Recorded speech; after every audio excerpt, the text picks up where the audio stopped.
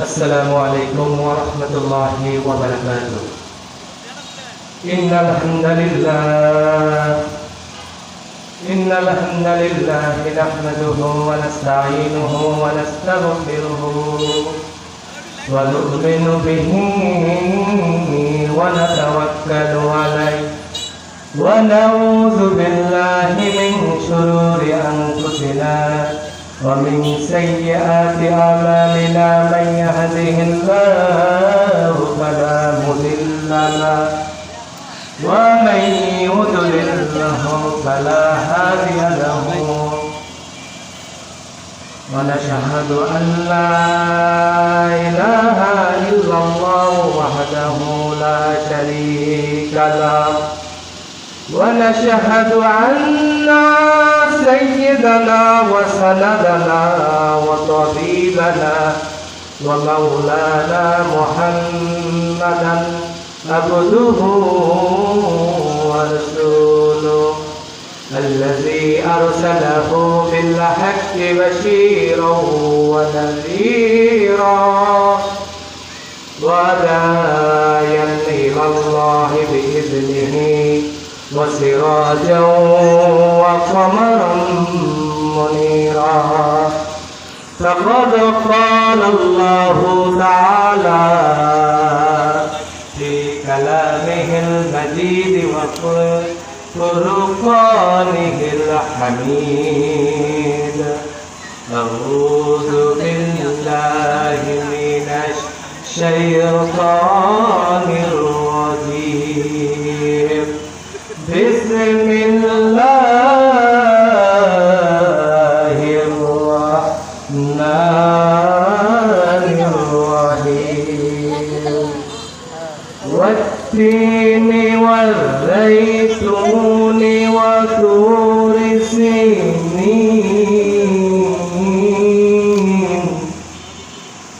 وهذا البلد العميم.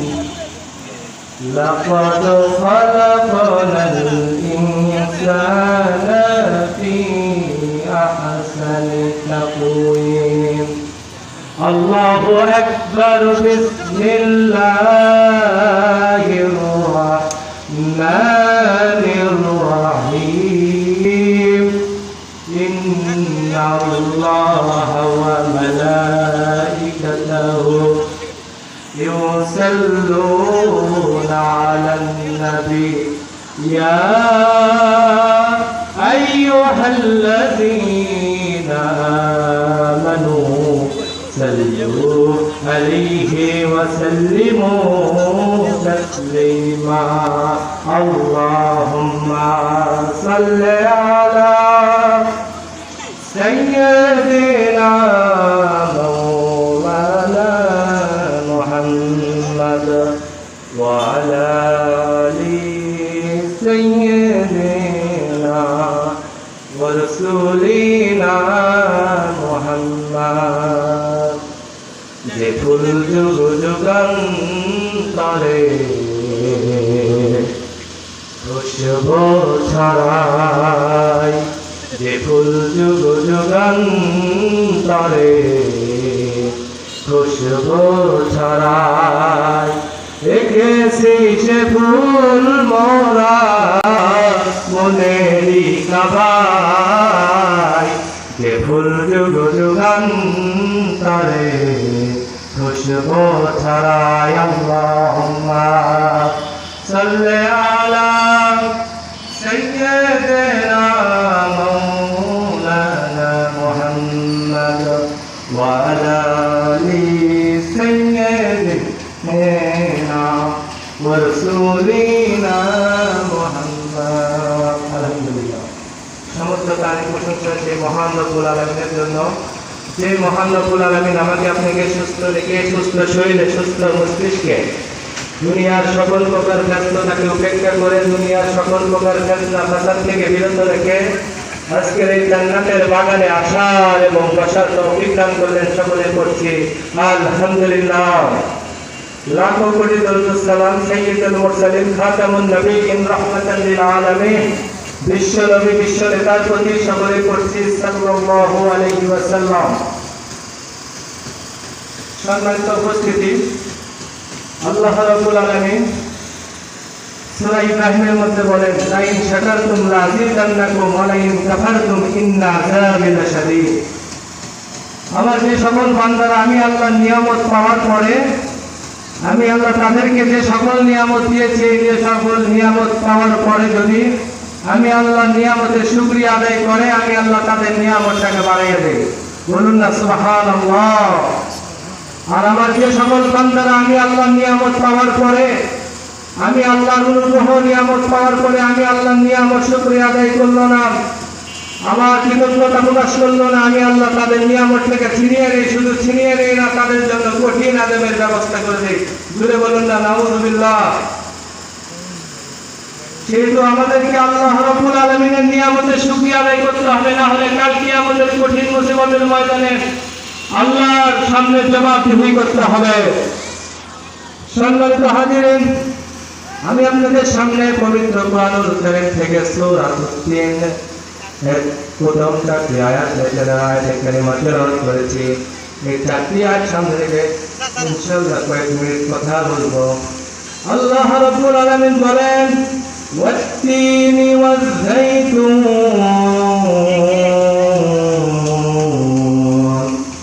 ওয়া শব্দটি ওয়ায় তাসমিয়া। আল্লাহ রাব্বুল আলামিন যেখানে পবিত্র কোরআনুল কারীমের যেখানে কসম খেয়েছেন, সেখানে ওয়া শব্দ দ্বারা কসম খেয়েছেন। আল্লাহ রাব্বুল আলামিন কসম খায় কারণ ওই কথাটার গুরুত্ব বোঝানোর জন্য আল্লাহ রাব্বুল আলামিন কসম খেয়েছেন। যেমন আল্লাহ রাব্বুল আলামিন বিভিন্ন সূরায় বিভিন্ন জায়গায় কসম খেয়েছেন, যেমন ওয়াল আসর, ওয়াদ-দুহা, ওয়াল-লাইলি ইযা সাজা, এরকম অনেক সূরাতে আল্লাহ রাব্বুল আলামিন কসম খেয়েছেন। ঠিক তেমনি আমাদের সূরা আল্লাহ রাব্বুল আলামিন কসম খাচ্ছেন ওয়াত-তিন, তিন ফলের কসম, ওয়াজ-যাইতুন, যাইতুনের কসম। এই দুটি ফল এমন দামি ফল, এই দুটি ফল জান্নাতি ফল। এই তিন ফলটা আরবে হয়, আমাদের দেশে হয়, কিন্তু আমাদের দেশের তিন ফলের বেশি স্বাদ নেই, কিন্তু আরবের তিন ফল খুব স্বাদওয়ালা ফল। আল্লাহ রাব্বুল আলামিন প্রথমে সূরার শুরুতে আল্লাহ রাব্বুল আলামিন দামি দামি দুইটা ফলের কসম খেলেন, ওয়াত-তিন ওয়াজ-যাইতুন। তারপরে আল্লাহ রাব্বুল আলামিন কসম খাচ্ছেন ওয়া-তুরি সিনিন, সিনাই পর্বতের কসম। সিনাই পর্বত এমন একটি পবিত্র পাহাড়, পবিত্র পর্বত, যেখানে মুসা আলাইহিস সালাম আল্লাহর সাথে কথা বলতেন। সেই পবিত্র পাহাড়ের কসম খেয়েছেন। তারপরে আল্লাহ রাব্বুল আলামিন কসম খাচ্ছেন ওয়া হাযাল বালাদিল আমিন, পবিত্র নগরীর কসম। আল্লাহ রাব্বুল আলামিন এখানে পবিত্র নগরী বলতে মক্কা শরীফকে বোঝানো হয়েছে। আল্লাহ রাব্বুল আলামিন পবিত্র মক্কার কসম খাইলেন। চারটি দামি দামি জিনিসের কসম কে জাতিকে বোঝাইতে চাইল। আল্লাহ রাব্বুল আলামিন চারটি দামি দামি কসম কে জাতিকে বুঝাইতে চাইল। আমি আল্লাহ এই চারটি কসম খাওয়ার কারণে মানুষকে বোঝাতে চাইল। আল্লাহকে সুন্দরতম আকৃতিতে, সুন্দরতম গঠনে আমি আল্লাহ সৃষ্টি করেছি। মানুষের মতো সুন্দরতম গঠনে কোন প্রাণীকে আমি আল্লাহ সৃষ্টি করি নাই। আল্লাহ মানুষকে এমন সুন্দর করে বানাইলো। মানুষ, তুমি তোমাকে নিয়ে গবেষণা করো, তুমি আয়নার সামনে দাঁড়িয়ে তুমি তোমাকে নিয়ে চিন্তা করবা, আল্লাহ যে আমার কি সুন্দর দুইটা চোখ দিয়েছে, আল্লাহ যদি এই চোখটা মাথার পেছনে দিত, বলুন না কেমন হতো। আল্লাহ যদি এই দুইটা চোখ আমার সামনে না দিয়ে পিছনে দিত, তাহলে কেমন হতো। আবার আল্লাহ যদি আমার না কানটা যদি আমার এখানে না দিয়ে যদি আল্লাহ রাব্বুল আলামিন আমার কানটা যদি বগলের তলায় দিত, তাহলে কেমন হতো। মানুষ, তুমি কি আল্লাহ নিয়ামতের শুকরিয়া আদায় করো না? তুমি তো আল্লাহ নিয়ামতের শুকরিয়া আদায় করো।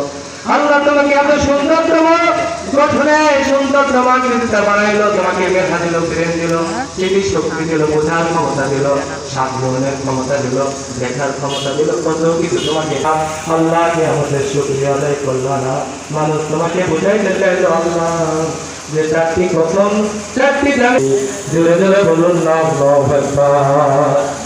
আল্লাহ রাব্বুল আলামিন কেন মানুষকে এত সুন্দর করে সৃষ্টি করলেন? আল্লাহ নিজে দলিল দিচ্ছেন, আমি আল্লাহ মানুষ এবং জিনকে শুধুমাত্র আমি আল্লাহর ইবাদতের জন্য সৃষ্টি করেছি, আর অন্য কোনো উদ্দেশ্যে আর অন্য কোনো লক্ষ্যে আমি আল্লাহ মানুষকে সৃষ্টি করি নাই। শুধু মানুষ এবং জিনকে সৃষ্টি করার কারণ একটাই, মানুষ যেন আমি আল্লাহর গোলামি করে, আমি আল্লাহর ইবাদত করে। এখন ইবাদতটা কি? ইবাদতটা আমাদেরকে বুঝতে হবে। আল্লাহ রাব্বুল আলামিন আমাদেরকে সৃষ্টি করলেন ইবাদতের জন্য, কিন্তু আমরা ইবাদতের মূল অর্থটাই বুঝি না। ইবাদত মানে শুধু নামাজ নয়, ইবাদত মানে শুধু নামাজ, ইবাদত মানে দান করা, ইবাদত মানে রাস্তায় যদি আপনার কোনো কষ্টদায়ক বস্তু করে থাকে, ওটা যদি আপনি রাস্তা থেকে সরিয়ে ফেলে দেন, এটাও হলো ইবাদত। রাতের অন্ধকারে দিনের আলোতে দান করবে, এটাও ইবাদত। কোনো গরিব মানুষ বাড়ি করবে, টাকা নেই, তাকে কিছু টাকা দিয়ে সাহায্য করবে, এটাও ইবাদত।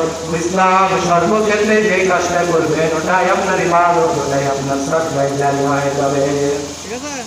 আল্লাহ রাব্বুল আলামিন মানুষকে কি সুন্দর করে সৃষ্টি করলেন, কিন্তু আমরা কোরআন শরীফ পড়ি না, কোরআন নিয়ে গবেষণা করি না বলে আমরা এই সব কিছু জানি না। আমার দেশের মানুষেরা সমস্ত কিছু জানে, আমার দেশের মানুষেরা জানে 5 ওয়াক্ত নামাজ পড়া ফরজ, কিন্তু পড়ে না।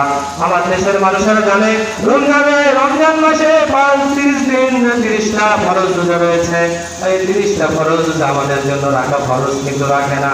আমার দেশের মানুষ জানে জাকাত ফরজ, সুদ খাওয়া হারাম, তাও তারা খায়। আমার দেশের মানুষ জানে জেনা করা, ব্যভিচার করা হারাম, তাও তারা করে। আমার দেশের মানুষ জানে মদ্যপান করা, গাঁজা সেবন করা হারাম, তাও তারা খায়। আমার দেশের মানুষ জানে ইসলাম যেগুলো হারাম করেছে সেগুলো হারাম, ইসলাম যেগুলো হালাল করেছে সেগুলো হালাল, কিন্তু আমরা এর বিপরীতটাকে বেছে নিয়েছি। আমরা হালালকে হারাম মেনে নিয়েছি, আমরা হালালকে হালাল মানি না, আমরা হালালকে মনে করি হারাম এবং হারামকে মনে করি হালাল। যেটা আমার জন্য হারাম, সেটা যদি আপনি হালাল মনে করেন, সেটাতে আপনি গুনাহগার হবে। কারণ আল্লাহ রাব্বুল আলামিন পৃথিবীতে যা কিছু হালাল বস্তু দিয়েছে, যা কিছু হালাল সামগ্রী দিয়েছে, সেগুলো থেকে ভক্ষণ করতে বলেছে, সেগুলো থেকে খেতে বলেছে, এবং অবৈধ জিনিস ভক্ষণ করতে আল্লাহ রাব্বুল আলামিন নিষেধ করেছে। এই কোরআন শরীফ যদি আমরা প্রত্যেকটা আয়াতের অর্থ তাফসীর যদি আমরা বুঝতে পারতাম, প্রত্যেকটা আয়াতের যদি ব্যাখ্যা অনুবাদ আমরা করতাম, কোরআনের গভীর জ্ঞান আমরা অর্জন করতে সক্ষম হতাম। আমরা তো এটাও জানি না যে কোরআন শরীফ কেন নাযিল হয়েছে। আল্লাহ রাব্বুল আলামিন দলিল দিচ্ছেন কেন কোরআন নাযিল হয়েছে।